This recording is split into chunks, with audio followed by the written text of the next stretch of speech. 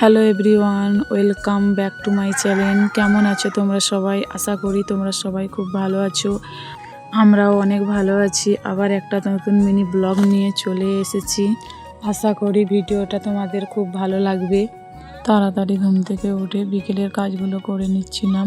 জামা কাপড়গুলো তাড়াতাড়ি করে তুলে নিলাম, যেগুলো ভিজে সেগুলো বাড়ির ভেতরে রাঙিয়ে দেবো, আর যেগুলো শুকনো সেগুলো গোছ করে রেখে দিয়ে আসবো।